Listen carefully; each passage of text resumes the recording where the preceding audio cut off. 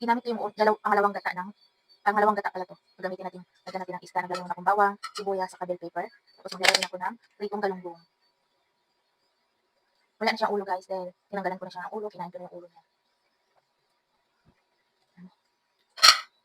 Tapos maglalagay lang tayo ng kunting asin. Kunting ajinomoto. Pag kumulo na yan, saka natin ilagay yung ibang gulay. Ilagay ko na yung mga gulay guys. May saluyot pala to, alugbati, kamuti tapos saka malunggay.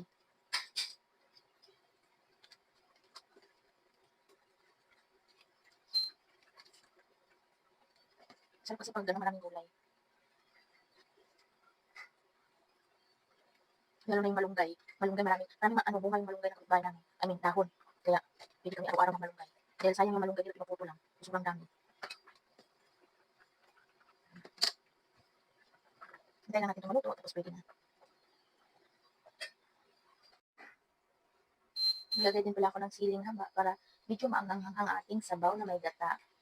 Pero hindi naman ito purong gata guys, pangalawang gata lang itong nilagay ko. Thank you for watching guys. Thank you so much sa mga panonood sa aking video. At sana nag-enjoy kayo kahit simple lang ang niluto ko. Thank you and God bless sa ating lahat. Ready to eat na kami guys. Bye-bye!